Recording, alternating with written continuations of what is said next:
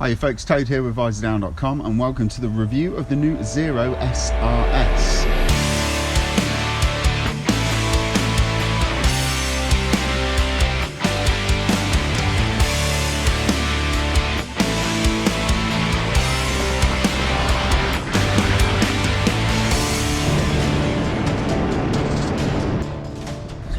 Did get to go on the launch of this bike. There was a few other events that were coinciding at the same time, so we've been on the list to ride it for quite a while.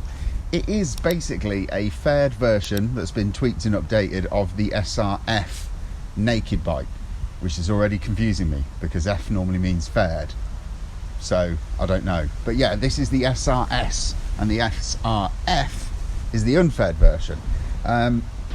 It's had a few updates other than the phone. The suspension has been revised for this machine, so the externals look the same, but the internals have all been adjusted and changed. So it's a little bit sportier than the SRF, and it comes in at £19,590 for the standard, or for the premium, which is this one here. It is 21,590 quid. Most of that extra bit of cash that you're paying into that is basically going into a 6 kilowatt fast charging unit that you get with the bike. Other than that, you get heated grips and aluminium bar ends. I think that's about it really for the premium. So what is it? Well, this is powered by an electric motor, obviously, because it's a Zero, and it is an interior permanent magnet AC motor. It produces 110 bhp and I think it's 140 pound-foot of torque. And obviously we all know with electric motors you get all the torque from all the RPM. Basically it's claimed to be around about 1000 RPM or less than 1000 RPM you're getting peak torque, and then it's all the way up until it starts to die off as the revs really start to rise. We all know that electric bikes are quick. If you've not ridden one and you don't believe that electric bikes are proper set your hair on fire bits of kit, you need to go out and test one, because it's going to be a real eye-opener for you. I've ridden a lot of electric bikes, including the Energicas and Bramos, all of the Zeros basically, and also the Harley Davidson Livewire, and it never fails to put a grin on my face just how bloody quick they are off the line. They will out-drag pretty much anything up to about 75 mph, and then as you go over 75 mph all the acceleration starts to tail off, and then it just sort of inches its way to its VMAX of about 124, 125 miles an hour. What we're talking about, I mean, really the performance of electric bikes has never really been in question. The big question marks that people have and the big answers that people want for them is around range and recharge time. So Zero are claiming that you can get 80 odd miles on the motorway. And as soon as I got this bike, one of the first things that I wanted to do was to really test out those claimed figures. So I had a meeting at Motor Direct to go and get myself fitted for a nice swanky RST custom fit suit. It's about 56 or 58 miles from my house to Motor Direct, which is M69 and then on the M1, and then it's only just a roundabout off the M1 in Alfreton in Derbyshire. So I was really looking forward to the ride, and what I really wanted to try and do was to get there and back on one charge.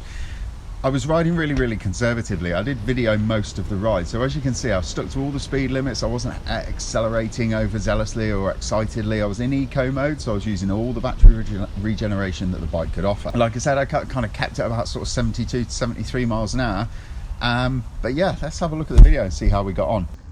89% battery. I did charge it to 90, but I had to run to the shops. It's 9 o'clock, 15 degrees, pissing it down with rain. Let's see how we go.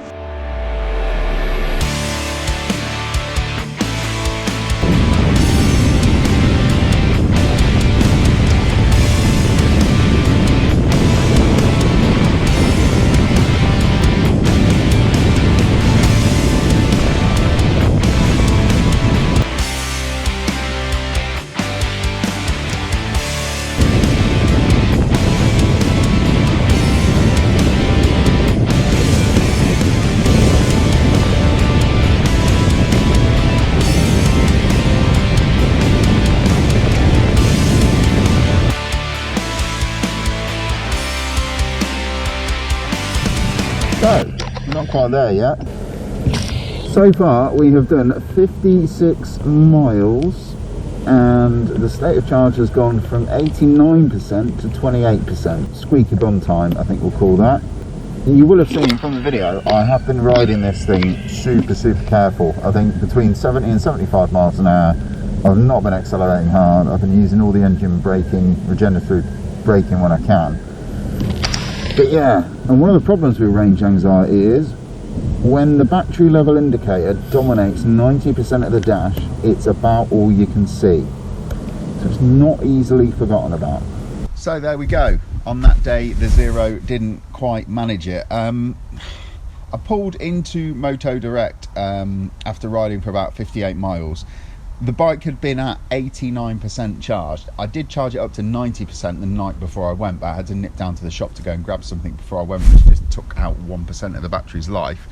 And as I rolled into Motor Direct, I think I had about 12 or 13% battery left, and it was saying that I'd got a range of usable range of around about 10 miles. So not quite the sort of 80 odd miles that Zero had claimed, or that I was hoping it would get. But that said, I mean, there are so many factors that go into the range of an electric bike, and it was a really windy day. It was quite stormy, it was quite blustery, and you know, not an ideal riding day. Another small item, once I got to Moto Direct, I plugged the bike in their warehouse just on a normal 3-pin plug, and very kindly let me pull for some electricity off them. When I plugged it in, the onboard computer on the dash told me that it was going to be taking about 3 hours and 30 or 3 hours and 45 minutes to charge back up to the 90%, which is what I'd specified it at because I wanted the extra juice in there to get me home. In reality, it took nearer 4.5 hours. I can't really explain why that was. I kept going down to check on the bike, and it was still all plugged in. It wasn't being touched or fiddled with or anything like that. But yeah, the estimation meter didn't seem accurate from the word go, and then it kept on sort of having to update itself as it went along. I need to say, electric bikes aren't for everyone. Okay, we totally understand that, and we totally get that, and we're not trying to ram electric bikes down the throat of people who aren't interested in them. But they are emerging, and people are getting behind electric bikes, and they are starting to sell more and more. So if you are thinking of going electric, or you've just got an inkling that you just want to go and try an electric bike, go and do it. But go and do it under the proviso, under the understanding that you are probably going to have to make some big changes to the way that you use your motorcycle. Nipping out for 100-mile blasts with your mates on a whim on one of these isn't quite so doable. It will keep up with them, but that's never been the issue. But it's just knowing that you're going to be able to get some juice, so you're going to be able to recharge it. You have to plan your journeys a little bit more than you do when you've got a petrol bike. So what is the Zero SRS like to ride? First off, riding any electric bike is a strange experience. You've got so many of those cues that you get off a petrol powered bike that you don't get with this, like the pops and bangs off the exhaust, the snick of the gearbox going up and down the gears. You don't get any of that. So what you do, your brain then starts to work overtime, and you notice all these other things that make noises that you never knew made noises, like the tyres when you're braking really hard and you can hear them biting down into the tarmac. Even the brake disc rotors. I never knew brakes made noise until I rode an electric bike, but they do. They kind of whir and they whiz along. So it's a totally different experience. It's very surreal the first time that you do it. But one thing that it does do is riding any electric bike, it allows you to focus on just your riding, because you haven't got so many outside influences bombarding you at every step. Sound aside, the Zero does ride pretty well. I mean, the Zero SRF was quite a good bike to ride. It felt a bit like an old Ducati Monster to me in the way that it handled. I don't know that sticking a fairing on it and retuning the suspension has done much to change the handling of it. I couldn't really pick out where the SRS is different to the SRF. I don't know where the extra money's gone exactly, or it seems to hide itself quite well. I mean, the fairing works fairly well. I mean, my head is still outside of the bubble if I'm sat straight armed at the handlebars, which is the comfiest riding position. But other than that, it holds the line fairly well. The only time that you'll really find a problem with the weight of it, it's 230 kilograms, is when you go from really fast changes of direction from hard lefts over to hard rights, and you're heaving the bike up out of the corner and then chucking it into the next one. That's the only real time it makes its weight felt. It is probably one of the lighter electric bikes out there. All the others are kind of 230, 240 kilograms, and this is coming in at 228 or 229, I think. So yeah, I mean, I wouldn't say it's its handling is on a par to a 1000cc sports bike. I still think it feels a little bit more ungainly. On the brakes, you can find the weight does make itself felt. Not so much in that the suspension's diving heavily or anything like that, but you just feel that there's a lot of mass behind that bike, pushing it into the brakes as you brake hard into corners. While I'm talking about the brakes, I'm going to chat about the J1 setup. I don't really know if that's how you pronounce it, but that's how I'm pronouncing it. We've got double disc up front with cornering ABS as well on this bike as standard, and we've got conventional traction control. The front brake is okay, yeah, there's plenty of bite, plenty of feel, that's not a problem at all. The back brake is a one piston sliding caliper. So 230 kilogram bike, one piston sliding caliper rear brake. That's woeful. It's really lacking bite, and because it's a single caliper and it's just working so hard, it's got a really wooden feel, and you end up just stamping on the lever right until the ABS keeps just cutting in, basically. So yeah, I'd like to see another piston on the rear brake caliper. That would be really nice, and it's not going to affect the cost at all in any way, so I don't see it as a big problem. The comfort of the bike's okay as well. I mean, it's classed as a sports bike, but it's got, you know, conventional handlebars, sort of similar handlebars that you get on the SRF. It does make it a very comfortable ride. It's very neutral. The seat is more airing to the side of quite firm. It's not going to be an issue though, because you're going to be getting off it every hour to recharge it, so you'll have plenty of time to limber up and loosen up after that ride. So what do we like about the Zero SRS? Torque, acceleration, effortless overtaking, all of those things that come with riding an electric bike, you get them all with this, which is really good. The Zero app as well, which allows you to tune the bike, so you've got Bluetooth, download the app, blah blah blah, and then you can go through and change all your settings. You can set up your own riding modes and all that sort of jazz. That's very easy to use and very good as well. What don't we like about the Zero SRS? That rear brake is bad to the extreme. The styling, I'll come on to the styling a bit more in a minute, but it's a bit dour and boring. I mean, it's an electric motorcycle. It's supposed to be the future. It's supposed to, you know, you want to be grabbing attention, and it just looks like, I don't really know what it looks like. It's got kind of like the headlights of a Buell, and I mean, I suppose we've only got ourselves to blame, because what do we want? We want range. When do we want it? Now. And what did Zero do? They stuck it in a wind tunnel and let CFD algorithms and computer programs model the front end of it.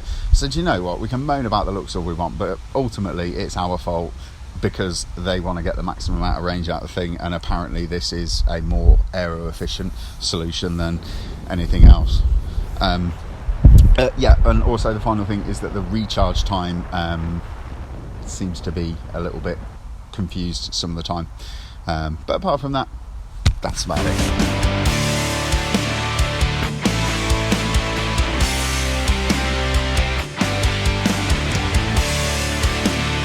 So I mean, the verdict of the SRF, it's super quick, it's easy to ride, it's probably the lightest of the electric bikes out there, but you can't ride it like a normal motorcycle. You can't go out and just spank the arse off it for 50 or 60 miles, because you won't get home. This is a bike that take the journey to Motor Direct, for example, up the M1. I was constantly conscious of what was going on, of where the battery was, what the state of charge was, how many miles range I was got. I was thinking about all those things more than I was thinking about what was coming up on the outside of me in the outside lane. And for the last 10 miles of the journey, I was sat on the inside lane of the M1 doing about 65 miles an hour, getting overtaken by articulated lorries. That's not the future of motorcycling as I see it. I think electric bikes, they are going to improve. They've got to improve. We can't get to where electric bikes are going without having bikes like the SRS. So I totally get all of that. But if a bike can't do 60 miles on the motorway at a safe speed, I don't know, I've got a bit of an issue with it. I have asked Zero just to let me know about those facts and figures. Like I said, the whole journey was sort of recorded, so it's kind of, they're the facts. That's how I saw it on that day. You can see my speed, you can see how I was accelerating, but I think that once they've cracked that nut of getting the range and the recharge time and being able to operate at a much more amenable speed for people who've ridden petrol powered bikes, that's when electric bikes are going to sort of take a big leap forward. Anyway, I've been Toad Hancock's for Visordown.com. Please don't forget to hit like, subscribe and hit the notification bell so that you can stay up to date with all of Visordown's latest videos. For all the latest news, reviews and motorcycle features, please head over to Visordown.com. Thanks for watching, folks.